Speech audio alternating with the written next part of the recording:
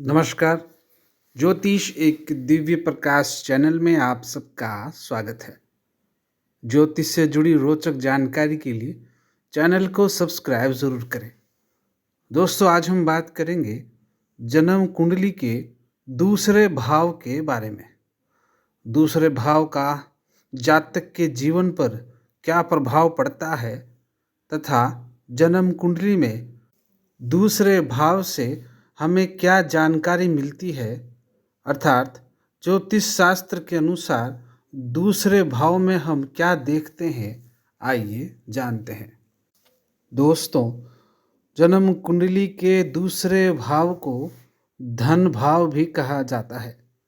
इससे जातक के धन धान्य, सोना चांदी, रत्न, कोष, संपत्ति, कुटुंब, भोजन, चेहरा, दाहिना नेत्र, वाणी, भाषण, कला संबंधी योग्यताएं, मामा मामी तथा मासी का विचार किया जाता है। जन्म कुंडली के द्वितीय भाव को यदि सूक्ष्म रूप से समझें तो जातक के स्वयं द्वारा जो अर्जित किया जाता है, चाहे वो धन हो या संपत्ति हो, तथा जातक की आर्थिक स्थिति कैसी है, इसकी जानकारी भी हमें जन्म कुंडली के दूसरे भाव से ज्ञात होती है। यदि जातक की कुंडली में दूसरा भाव बलवान हो तो ऐसे जातक धनवान तथा संपत्तिशाली होते हैं। द्वितीय भाव के स्वामी को द्वितीयेश कहा जाता है। द्वितीयेश बलि कब होता है? जब इस भाव में शुभ ग्रह बैठे हो तथा शुभ ग्रहों की दृष्टि दूसरे भाव पर पड़ रही हो। जब द्वितीयेश त्रिकोण में हो तथा मित्र राशि या स्वग्रही हो तो भी दूसरे भाव शुभ फल प्रदान करता है। दोस्तों, कुंडली का दूसरा भाव काफ़ी महत्वपूर्ण होता है। ऐसे में इस भाव में स्थित ग्रहों की भूमिका भी काफ़ी महत्वपूर्ण होती है। दोस्तों, जन्म कुंडली का दूसरा भाव घर की आर्थिक स्थिति को बताता है। जातक के पारिवारिक स्थिति कैसी रही है, क्या भविष्य में इसके सुधार होने का योग है या नहीं है, इसकी जानकारी भी हमें दूसरे भाव से ही मिलती है। यदि इसके विपरीत अशुभ ग्रह यदि दूसरे भाव में हो तो जातक का जीवन बड़ा ही संघर्षपूर्ण रहता है। जातक की पारिवारिक एवं आर्थिक स्थिति अच्छी नहीं होती है। जन्म कुंडली के दूसरे भाव में यदि अशुभ ग्रहों का प्रभाव हो या उनकी दृष्टि पड़ रही हो तो जातक की आर्थिक स्थिरता नहीं रहती है।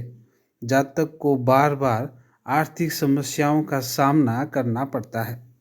ऐसे जातक धन संचय करना तो चाहते हैं, फिर भी उसमें सफल नहीं हो पाते हैं। जन्म कुंडली का दूसरा भाव यदि शुभ हो तो जातक मधुरभाषी, मिलनसार तथा धार्मिक प्रवृत्ति का होता है। दोस्तों, यदि दूसरा भाव अधिक बली हो तो जातक अपने प्रयासों से धन संपत्ति अर्जित करता है तथा समाज में यश और कीर्ति को प्राप्त करता है।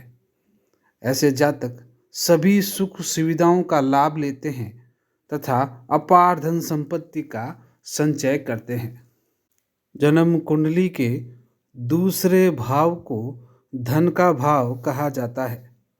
दूसरा भाव जितना अधिक बलवान होता है, जातक उतना ही धनवान और संपत्ति वाला होता है। जन्म कुंडली के दूसरे भाव में बुध और चंद्रमा तथा बुध या गुरु की युति हो तो ऐसे जातक जन्म से ही धनवान होते हैं।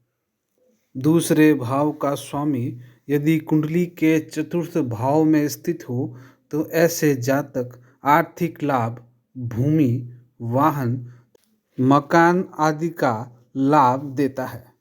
जन्म कुंडली के 9वें भाव में नवमेश के साथ बैठा द्वितीयेश यानी दूसरे घर का स्वामी जातक के पिता की आर्थिक स्थिति को सुदृढ़ करता है तथा ज्ञानी व्यक्तियों के साथ मित्रता करवाता है।